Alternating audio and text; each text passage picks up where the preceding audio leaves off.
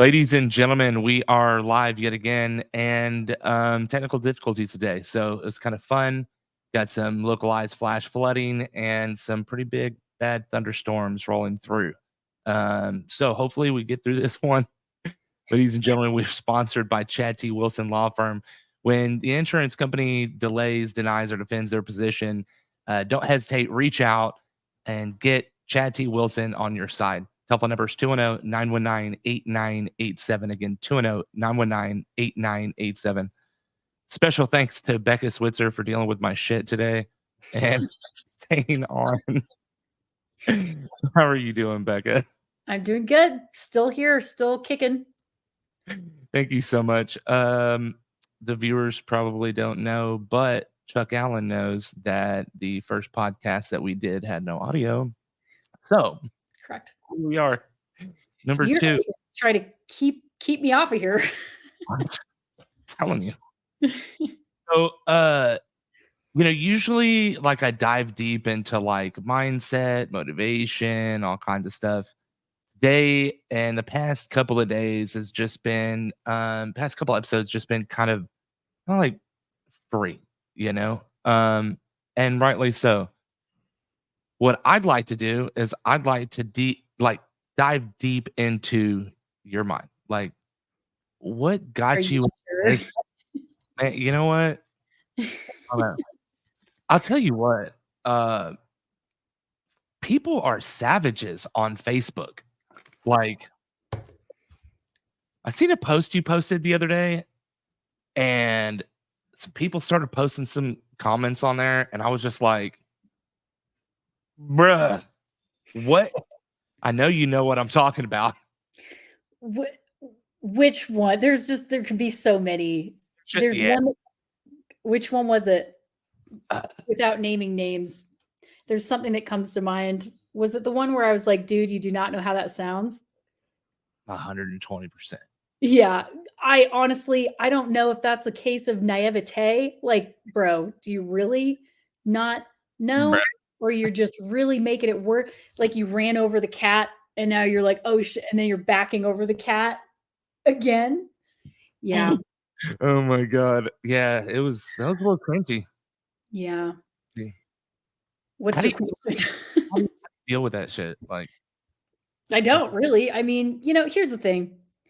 It's funny because people are like, man, you must get like so much, flack and stuff. And just how do you deal with men and being in a male dominated industry and being, a blonde girl, yada, yada, yada. And it's like, it's funny.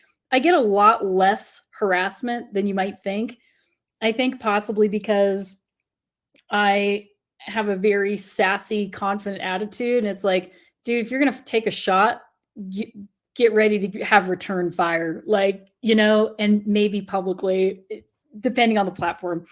So, I think I've probably just established myself throughout the years of my content, really, and just my delivery of it. I don't get as much as you might think, but yes, I still do get it. And how do I deal with it? I just don't give it any energy, really. If it's something that is so dumb, I will definitely snap back. But most of the time, I'm just like, I've got money to make today. Goodbye. I like that.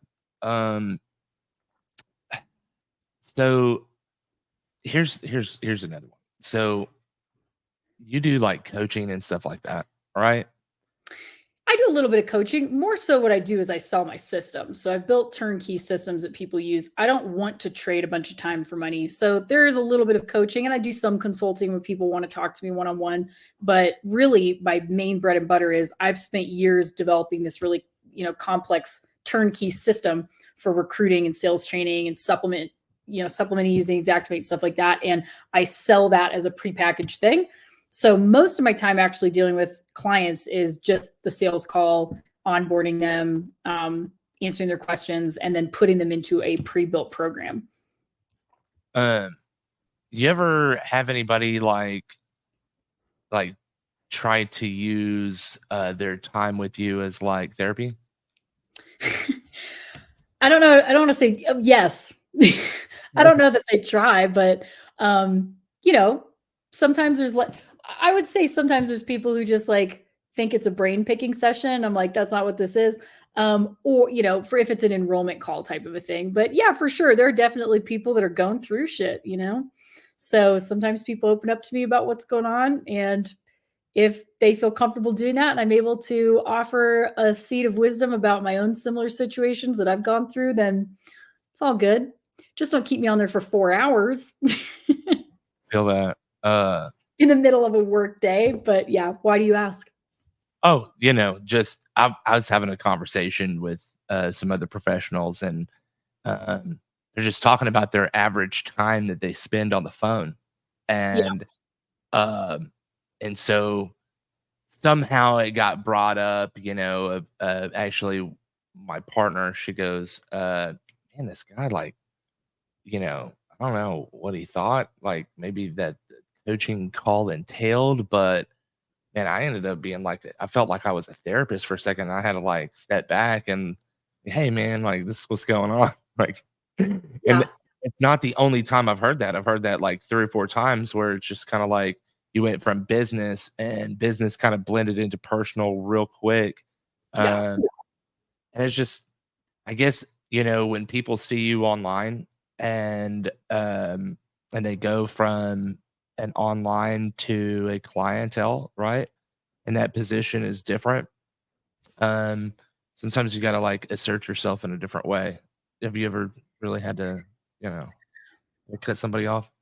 Mm, I mean, if timing is an issue, like if we're talking about, hey, I've got 3 back-to-back calls today and somebody spends the first 40 minutes of our 60-minute slot going off, going off of script, in a different direction.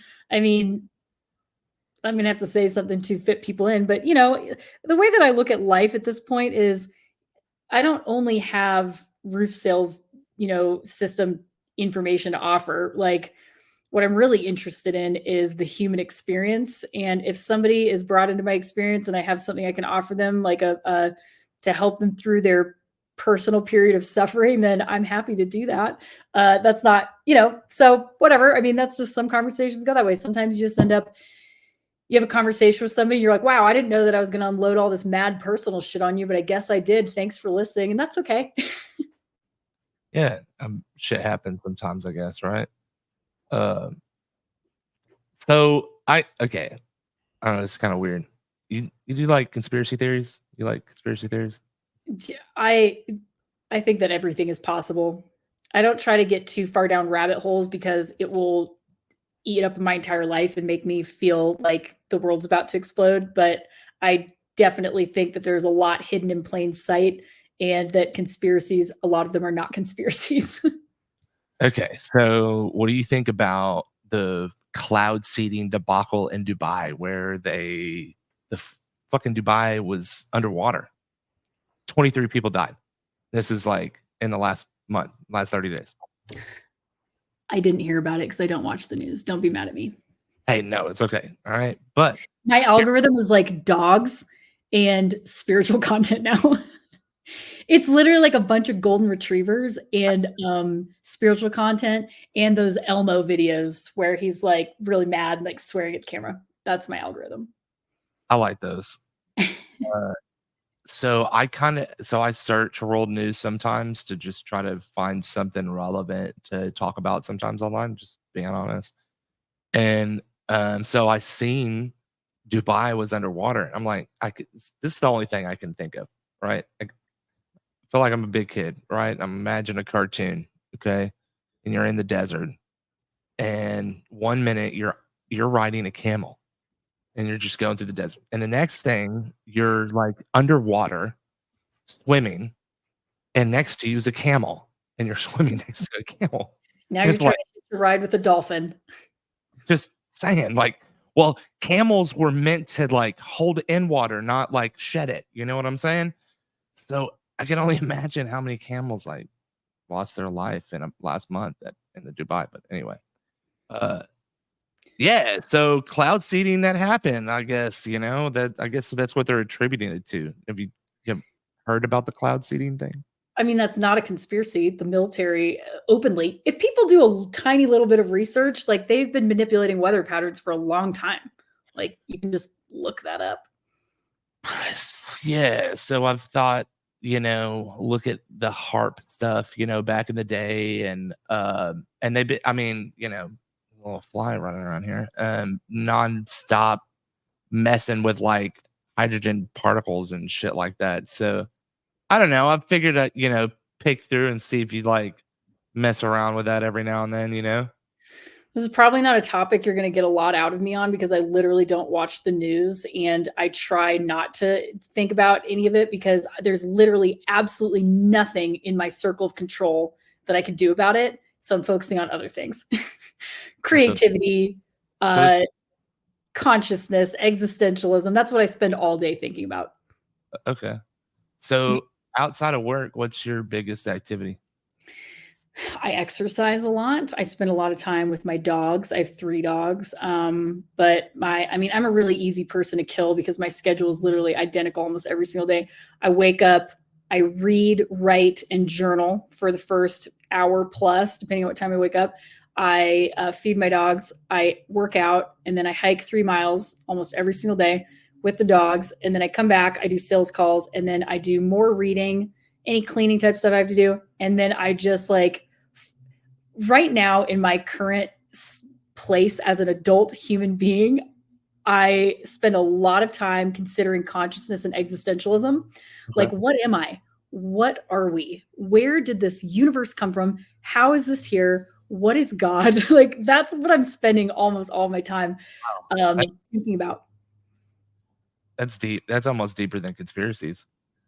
Actually actually, I think it is because, like, those are kinda like life's tenets almost, like, Yeah. life's great questions, right? Who Yeah. am I? Why am I here? And what are we doing? What is this? Like, what? How is this a thing? How is all this here? Who made this?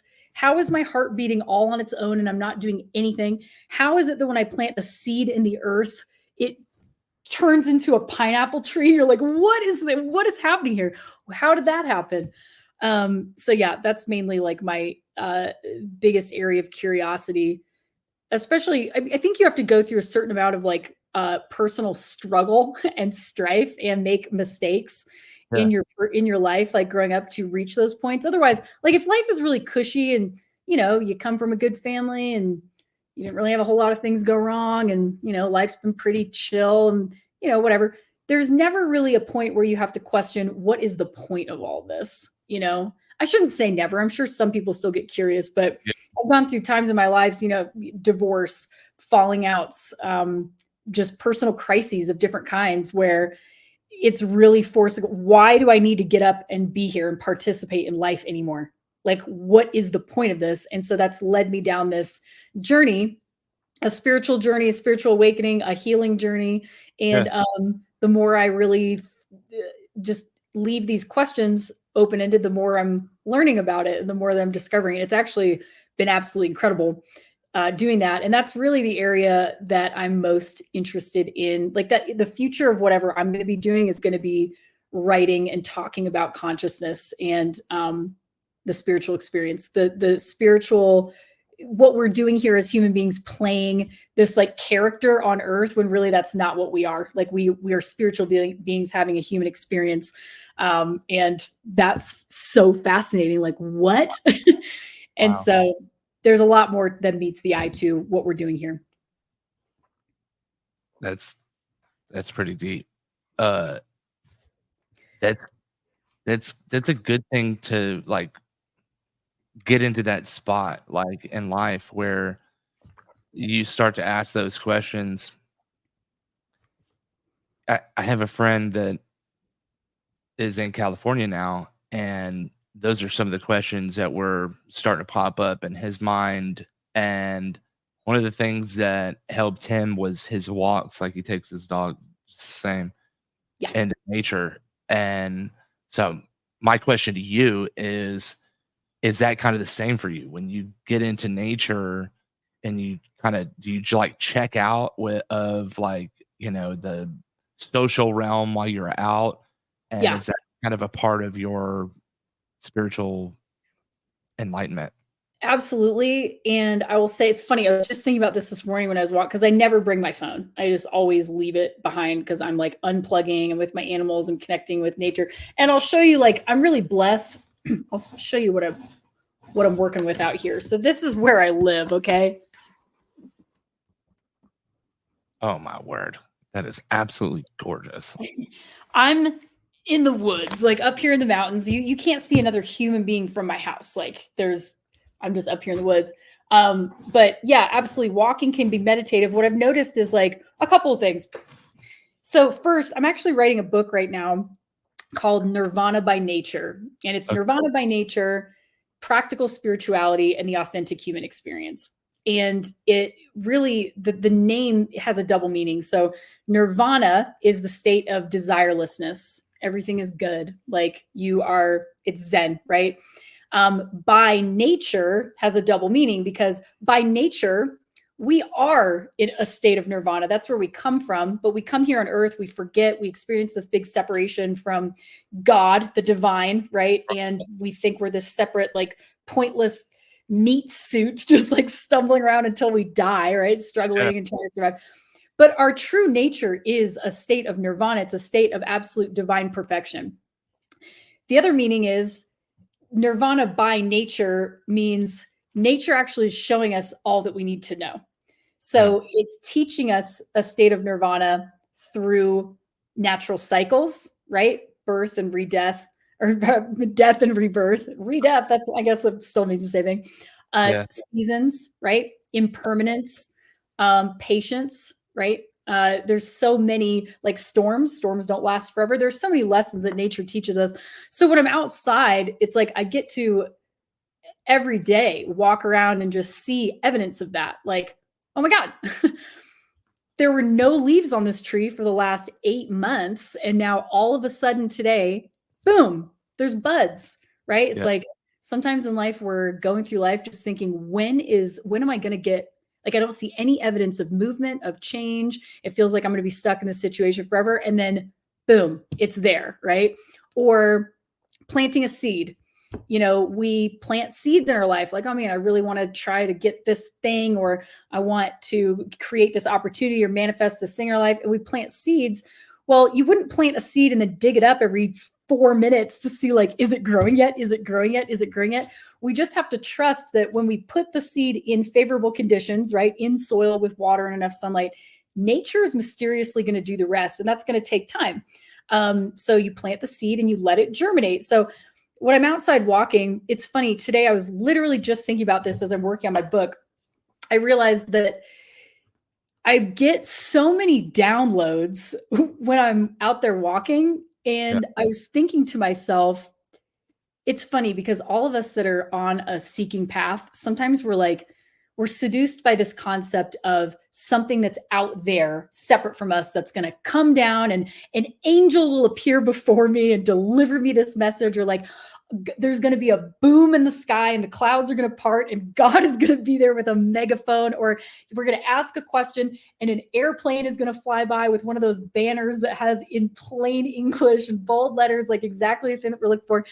And I realized today, I was like, wow, I've actually been receiving divine guidance and information for a long time. And a lot of it happens when I'm walking. It's like these ideas just boom, hit me, hit me, hit me. And they're lessons, like, where are they coming from? I'm not like inventing them out of my head. They're just like hitting. And so today it was funny because I had my watch on. Of course, I had my watch, but I didn't have my phone. I sent myself probably 15 text messages because I was just like literally dictating what was coming down to me for this book. I was like, oh my God, like it was just boom, boom, boom, giving me all these things. So, but we have to be in this state of openness, of receptivity. And most of us don't allow ourselves a single break in our lives to do that. We wake up and we check our phone and we're hustling and bustling, and now we're working, and now we're solving this thing, and now the TV's on, our music is on. When do we ever just sit there and let intuition, information, divine guidance, whatever you want to call it, just like come to our minds? We're not doing that. So walking is definitely a way to do it. Meditation is a way to do it. Journaling is a way to do it. So that's my piece. So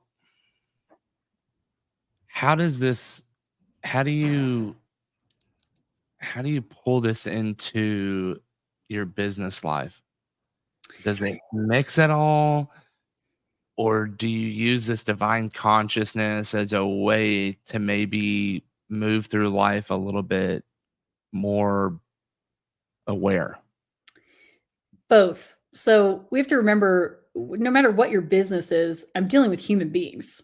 Right. So this is going to, it requires intuition. It requires understanding human connection and what other human beings are going through. It requires compassion, empathy, understanding, communication, all of that. Those are all things that come from being more conscious, being more connected to yourself, being more connected to the divine, right? Like, and being connected to other people. We are all connected, right? We all came from the same thing. So we're all really connected through the same types of forces and things like that. So, but as far as like, how does that relate to my business? It's funny. We're not like, you're not a podcaster. I'm not a business owner. I own a business. You do a podcast. That's not what we really are. We're still all these like mysterious spiritual beings having this human experience, and we're playing roles right now. Like I'm here playing this character of roof sales coach, right? And like, we have, so people come and they're like, well, I'm playing the character of a teacher, or I'm playing the character of a basketball player or whatever. But really underneath that all, we're all these mysterious species, like beings from beyond this earthly experience. And that's what actually connects us. And I think those are the things that everybody's really kind of looking for. Like, I think most people reach a point in their life, if they're becoming conscious or waking up, where they start to notice restlessness, an inner restlessness, right? Like their soul is just itching. It's like an itch they can't scratch. And it's like a lot of people try to scratch that itch with more money, cars, jewelry, fame, sex, drugs, alcohol, TV, food, right? Any of those things. But it's still there. And, it's funny because I keep using the term God, and I want to address something, because I actually used to be very traumatized and resistant to using the word God, because God to me was this bearded, judgmental judge in the sky that was just waiting for me to mess up and sending me to hell. I mean, that's what I was taught when I was a kid. So I had to really say that What again. what denomination? Oh my God. I think I was like Assemblies of God and Pentecostal. So like my parents were Right, extremely strict. I mean, I was being told I was going to burn in hell for eternity when I was 5 years old right. for thinking the wrong thing. I was like, what? So you grow up with what I call Christian guilt. And it's a shame because it took me so far away. I had such resistance to what people, spiritual leaders, like teachers like Jesus, or, Buddha or Krishna or any of those. Yeah. It like took me away from those really important lessons that are actually really, really beautiful if you can take off the traumatized lens about what humans and Yep. organized religion turned it Yep. into. So when I say God, I'm really meaning the divine intelligence that is irrefutably running everything. Like Right. I just ate this cereal and somehow my body's like, I know what to do with this. It's like turning it into muscles and hair and blood. I plant a seed, it turns into a tree, it grows fruit. I have no clue how it's doing that. The sun just comes up every day. I don't have to do anything. There's this divine intelligence that created everything. Like our DNA, we're all encoded with it. I went way off base. I forget what the original question was. So it had something to do with the concept of God. I forget what I was saying. Can you reroute me back? No. You like answered it and then kind of built it on top of it, but it was more of how uh your consciousness and your walk and finding the divine Yes, and how restlessness. that translates right. And you said restlessness, right? Okay, I'm glad thank you. So you brought me right back to it. I was just writing about this morning. So you've probably heard the phrase, like some people say, we all have a God-shaped hole in our heart, right? That Oh only yeah, God can fill. right. So imagine our soul like a bucket, Yeah, and but the bucket has a hole in it. If we haven't connected with our soul purpose and we're not remembering our divinity, we have a hole in our bucket. And it doesn't matter how much drugs, sex, and rock and roll we put into that bucket. And it might not even be that, right? It might not be on like that end of the spectrum. It might be career or achievement or, being a parent or whatever. It could be anything that's not really actually serving your soul's purpose, which is something we all kind of have to discover. Even if you temporarily get that dopamine hit in your life, it wears off. That hole is still there. It's leaking out. And so it's exploring this incredible connection and origin from where we really came from spiritually. And then aligning that with like, what is my actual purpose here? The thing that really feeds my soul, that lights me up like a Christmas tree.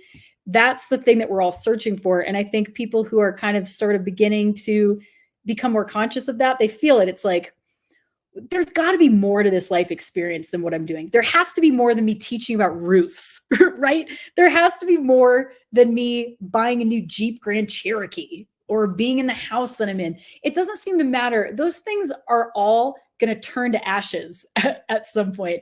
But it's the soul that's here to have this evolution that's really creating the life experience that's meaningful to us. And that's really based on love, connection, and the evolution of humanity.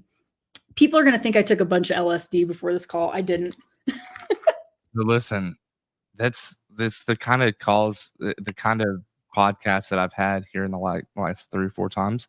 So I'm super, super glad that we're like right on to what's been going on.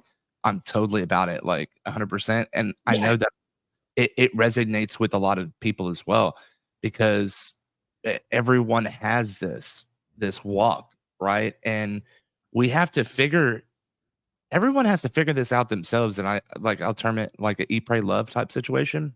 Yes. And it's really, really like that. Um, at the same time, you know, I'm a father, and I have a little girl, and I have a couple of little boys, and their existence, in my eyes, um, is a blessing and was a gift. And so I have to be a steward of that. And Yeah. I have to help them understand their journey as well. So it's Yeah. not just about me anymore, it's about them. And this is something I recently came to grips with, like, in the last 2 years. Right. Uh, and for me, I had to get rid of the drugs and the illicit women that I, cheating on my wife with, and I had to come to a place of absolute desperation as a man Yeah. for me to really grasp that I'm here for a reason, but what is it? Yeah. And when I got to that point is when I started to really care, really truly care about what's going on with my wife's spirituality and what she feels and what's her existence is feeling like and Yeah. what my children's are as well. And at that point, I felt as if I spiritually bankrupted my children and my wife Mm. as I'm a leader in my home. Why? Not because of anyone but myself, and because I had some of the same upbringings that a lot of other kids like yourself had strict childhoods, and I just rebelled from it. Yeah. Yeah. And so it's this is a needed thing. This is people are going through the same things, you know? Exactly. And so I'm glad we hit this all the way down. Like, you could go all the way down this. Um I just want to say something just before we get too far away from it, because you just said something about, you felt desperate. yeah. And there's a great, immediately what came to mind, there's a really wonderful book called A Return to Love by Marianne Williamson. And one of her quotes in the book is, a certain amount of desperation is required before we're ready for God. And it's true. We wrestle against everything in our lives until the last option is to drop down on our knees, totally surrender and be like, I am out of options. I don't know how to do this by myself. There is no coach, no person, no book that is no quote, no drug that's going to help me move past this thing. And that's when finally we are broken wide open enough to be receptive to the idea that perhaps there is a higher power, obviously. And when you look at it the way that I described, we're like, look at the universe we live in. Holy shit, that's not a coincidence, right? Like something very intelligent is running this, but that's what the word for God is. But it's like at that point, you finally go, show me what to do. Like take over. Why is And it we have to get to that spot that why do we have to beat our fucking head against the wall? illusion of control, pride, ego. The ego wants to protect us, but it's Illusion of fear-based. control. It's an illusion of control. We think, like, look at how much we're actually not in control. I can't stop the sun from coming up tomorrow morning. Yeah. Right. I can't stop my intestines right now from digesting my cereal. Like it's just going to do it. There is something at play. It's this illusion of separation that we think that we have. Like, oh, I'm separate from this thing and God's over there if he's even real. And I'm down here just like a maggot on the earth, just trying to figure out how to survive this life. No, you're not, dude. Like you are just as incredibly powerfully, intelligently made as the sun, as the ocean, as the galaxies, as the stars. Like you're a part of that, the plants, the animals. So once you realize that, you're like, oh. So if I'm part of this, then I'm actually also tuned in. I can tune in to divine guidance. And here's the thing. We're so limited. Think about, I'll use this analogy. When we look outside, when I look outside right now, I'm limited to my capacity for vision to see everything that I can see. I visually can only see so far anyway with my eyesight, right? Depending on the varying degrees of eyesight. I had LASIK, so it's a little better now than it was. But I also can only see to where these mountains go. I can't see past that. But way past this, there's cities and there's different states and there's oceans and deserts and countries and everything else, but I can't see it. So we're the same way when we feel stuck because we forget about the divine. We forget about God and God's guidance and the infinite universe that is filled with infinite possibilities and resources for us. So when we're stuck and we're having a challenge in our lives, we're so short-sighted that we forget, like, okay, we think the only options and ideas and solutions available are what we can see, which is like this close to our face. We forget that if we ask God or the universe, whatever phrase makes you comfortable for whoever's listening to this, when we ask for help, guidance, and solutions, creative thing, the universe has access to infinite resources, infinite people, infinite ideas that are so far beyond our ability to see that now we're invoking those things, right? Like think about all the weird synchronicities. Think about all the elements and variables that are at play. There's 8 billion people on the planet. Okay. There's infinite combinations and opportunities. There's new days. Yep. But we have to ask for help with that. We can't contact 8 billion people, but nope, God can. The universe already knows every hair on everybody's head. Like, so we have free will here as human beings. So it's like, we might sometimes get some divine intervention, but if we're resisting it and we're just so insistent upon struggle, God's not going to intervene. It's like, okay, ask for help if you need it. We're like, no, I can do it by myself. We're like little kids who don't want help. We want to figure it out on our own until we realize sometimes I do need an adult because I'm 4 years old and I don't actually know how to drive a car. That's it. When you said the illusion of control, I had just these chills because that's pretty much that wraps up a lot of most people's existence is that want for control. And I think that's probably it with just about everyone. And it's just not there. Like, you hit it on the head with there's just so much more to this life than just you and me. And what's crazy is like you got these beetles, right?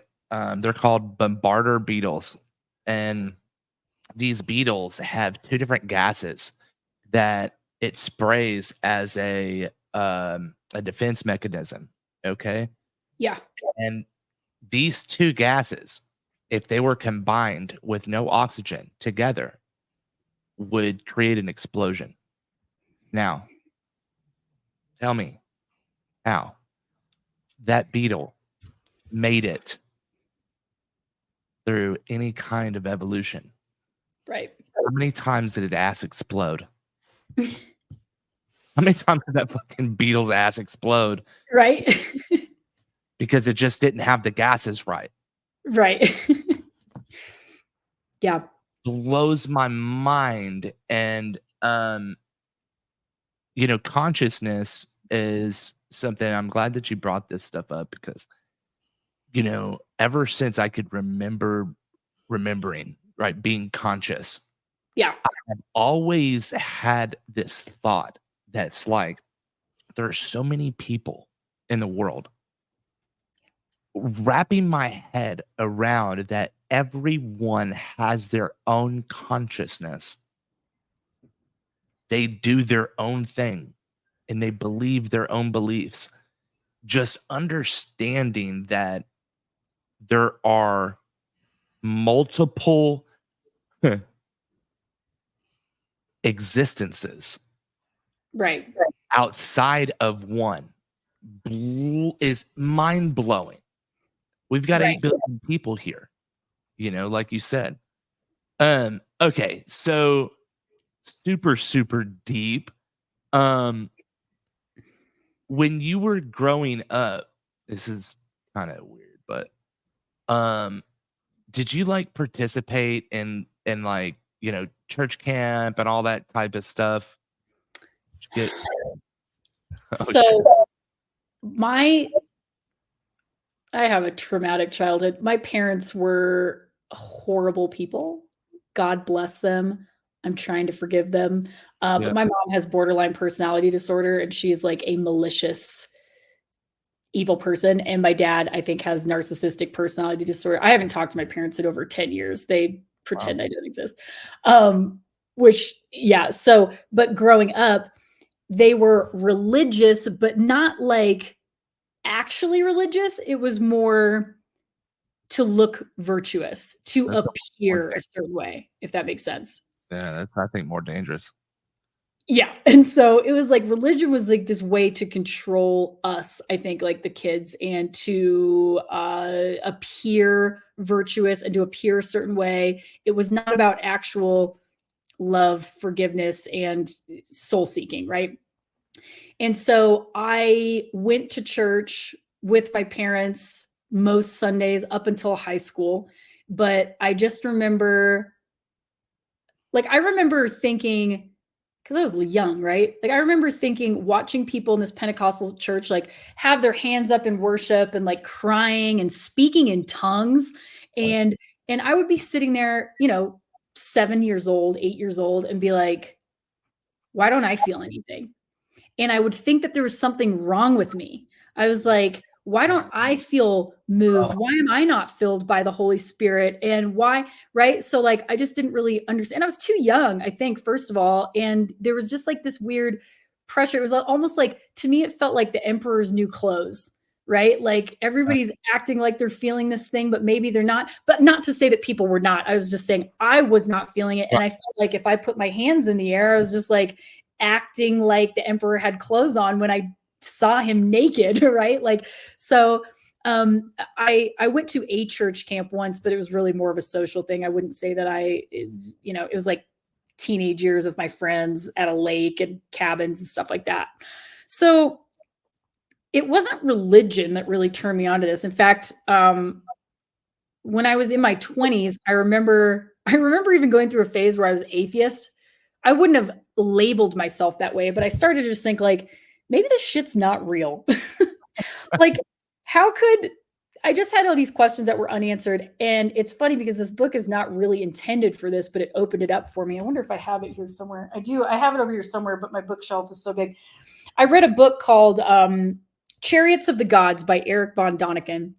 And it started opening questions in my mind. It's really more about like ancient archaeological stuff and history and things like that, aliens. And it's, I think it's actually the book that Ancient Aliens was sort of sparked off of. But I started reading it and I was like, oh, okay. It just started opening some questions in my mind. But it really wasn't until I was going through my divorce. I got married really, really young. I met my ex. My ex-husband was the first person I ever dated. I was 19 Oh when wow. we met. I had never dated anybody else. I got married at 21. He was 8 years older than me. I had just, it was just, I had not done any growing up or self-discovery whatsoever at that point yet. Right. And so my divorce, 8.5 years in, that was my first breakup. I didn't have a relationship with my parents. I was severely traumatized by my upbringing. I had no emotional intelligence or skills. I was leaving my marriage. Grief fucking broke me. Okay. I almost am not here sitting talking to you today because of that period of my life. It was so hard. I couldn't get out of bed, wanted to die, didn't want to be here anymore. And in that point, I was struggling so badly with what is the point of all this? Like, what is the point? I was mad with if there is a God. I was angry. Like, what is the fucking point? I didn't ask to be here. And now all of a sudden, here I am brought into the world. And now I have to go through shit like this. I have to pay taxes. I have to like figure out how to live. Like, what is all this? And, but through that journey, and it took years, but I discovered grace and I discovered the fact that I was actually doing this all to myself. I was creating meaning around experiences that was not the intended purpose for our existence, right? Like I was choosing struggle, and I didn't understand that grief was really the equal opposite reaction of love. Like your ability to grieve something is really a reflection of the capacity of love that you have in your heart, and that without it, we don't really appreciate things. It really requires loss for you to be like, holy shit, stuff's impermanent, right? You don't appreciate your health until you've been seriously ill. Damn. Right? So it was a massive gift that broke me wide open, but it really opened up the floodgates of my trauma. I didn't realize how much stuff I had to deal with, and it took years. I mean, I'm still doing it. I'm working through it now. But it was such a gift. Yeah. Yeah. I think it's important to lean on people. Older mentor.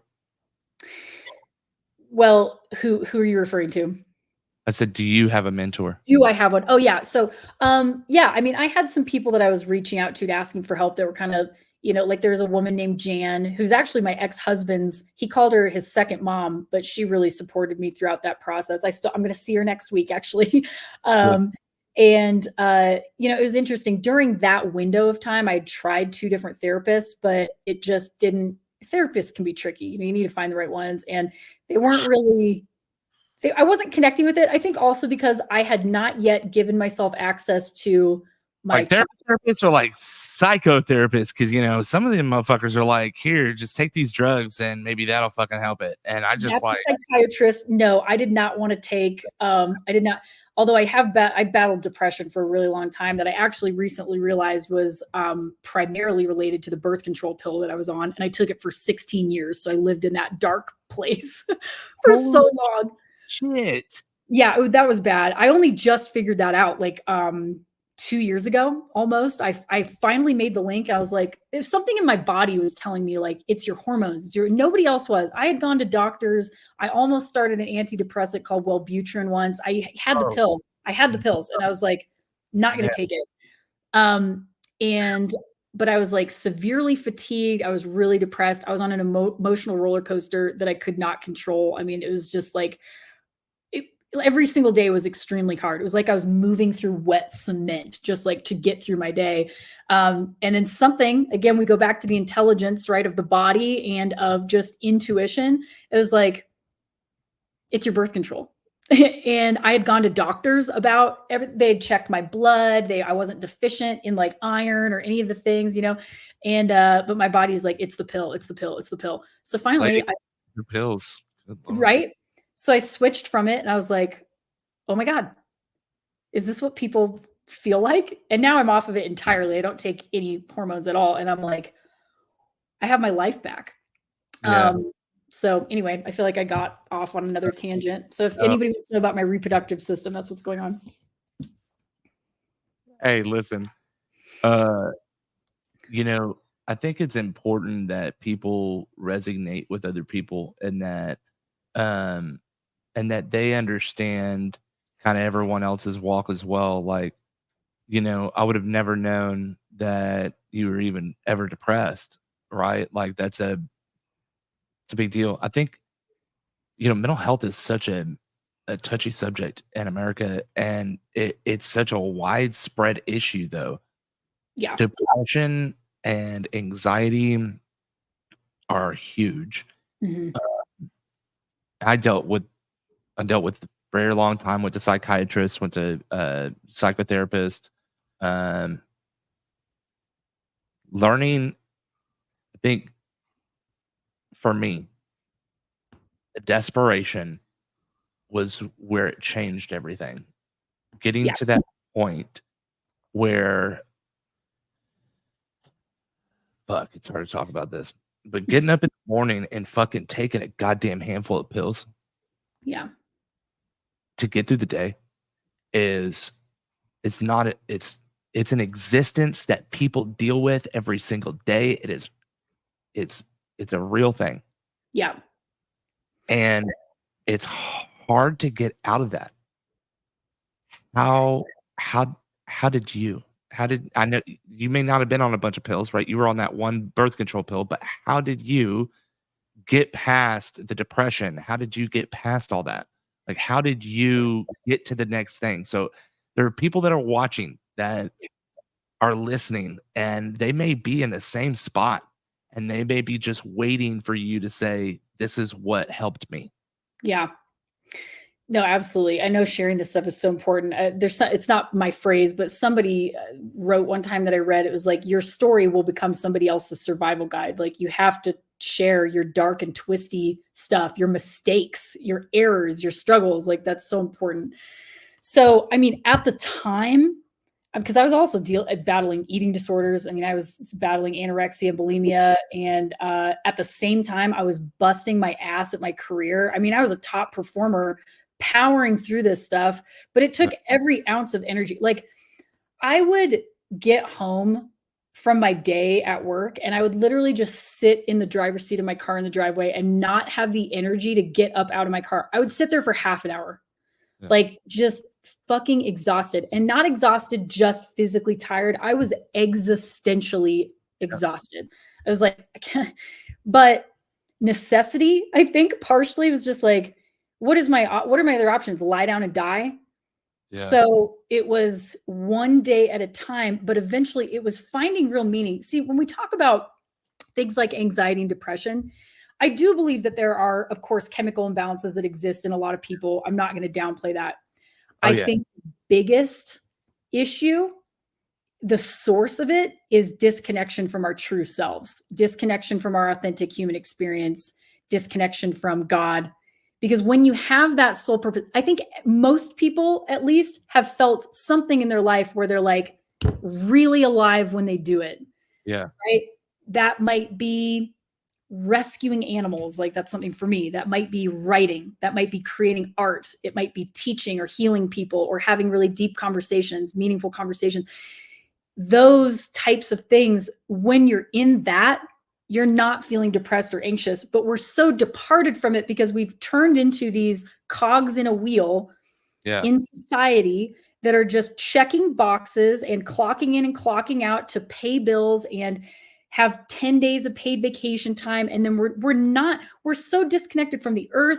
We're so disconnected from our natural rhythms and cycles. We're disconnected from each other. Look how disconnected we are. Like we're just on phones all the time. Our interaction is Zoom and text message. We're not touching and holding each other and feeling each other. We're not grieving with each other. Like, everything is curated versions of life on Instagram. We're not showing each other our pain, our heartbreak, our miscarriages, our mistakes, our, like all those things are part of the human experience. And it's Mm. disconnected us so deeply. What we need is we need to be reconnected with spirit. As Yeah. soon as you get there, but it's hard, right? Because it's like, people are like, well, what do I have to do to get enlightened? It's like, it's really just a remembering. Yeah. And there's a million different ways to get there. Some people get there in a moment. Some people go and meditate on a mountaintop for 6 months or 6 Yeah. years or 6 decades, but I think in the terms of anxiety and depression, it's just a symptom of spiritual disconnection. And that's the thing that needs to be addressed. It's not throw a pill at it. Yeah. Get a raise. Right. Get a better house. We're eating shitty. We're not being authentic. We're not connecting the way that we're supposed to. And most people have been traumatized by religion, so they're so far away from the concept of God or a higher power that they feel totally alone and helpless. What is the point of this life? And that's the real problem. Damn. Give me, ladies and gentlemen, we're kind of getting close down to the wire. If we all had just an immense amount of time, we could just sit here forever. I could sit here and talk about this for a very long time. If you were to reach and to touch just one person that was watching today, what would you say that you think would be the best and the biggest message that came from this podcast today? I think surrendering to the idea that there is something running this universe that you are a part of that can help you. It is available to you, like the concept of God or divine guidance or whatever, again, whatever word is allowing them to connect with this concept. It's out there and it's willing and wants to help guide you along your path. And just understanding that we have to break away from our fast food, Amazon Prime, microwave mentality of, I'm going to sit here right now. I'm going to ask God for the answer to my problem. And I'm going to sit here. And in 5 seconds, if I don't hear an answer come out of the sky, then it's proof that he's not here. It's setting an intention, opening yourself up to receive divine guidance, and then allowing that, like a seed, to germinate. When the universe hears you, understands your intention, it's like, okay, now it's going to work behind the scenes to organize people, opportunities, variables, right? You have to wait for those things. It's just like a plant. Okay, the seed is planted. Now we got to wait for the rain to come. It might not start raining the second that you plant the seed. It doesn't mean you're not going to get rain. You have to wait for the sun. The root system has to slowly start to grow and materialize. And that doesn't mean that it's not growing. Don't dig it up. Let it do its thing. And if that's how you live your life, I promise you, you're going to start to experience this just chain of incredible, miraculous synchronicities that you might not see the end result, but it's like they say, you don't need to see the entire staircase to take the first step. Just take the first step and let that guide you. Like, get in touch with your intuition, which is your direct line to divine intelligence and divine guidance. And you let that just lead you bit by bit and connect these pieces to what you're meant to be doing. And that's where joy lies. That's where contentment lies. That's where peace lies. Ladies and gentlemen, it has been yet again another very, very live stream. This has been a very deep live stream, and if you're on here and this resonated with you, please, say something. Say that you were touched, and that that this will help you along the way. And if you need help, if you need someone to reach out to or talk to, I'm definitely a listening ear and will listen to you. Definitely has to be after business hours, but I'm more than happy to help you out. We are sponsored by Chad T. Wilson Law Firm. When the insurance company denies, and defends their position, you always need someone that will come and help with that, and that is Chad T. Wilson Law Firm.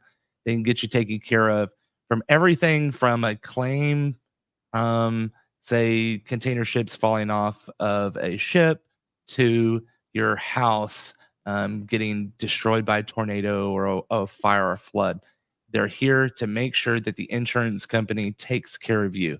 Telephone number is 210-919-8987, and I'll get you in contact with the right person over at Chad T. Wilson Law Firm. Becca, thank you so much for coming today, and thank you for dealing with the technical difficulties to begin with, and then just like really like pouring into us today. I really do appreciate that. Yeah, you're welcome. Thanks for having me on. I appreciate you. Ladies and gentlemen, stay tuned for the next one. It's been blessed. Have a good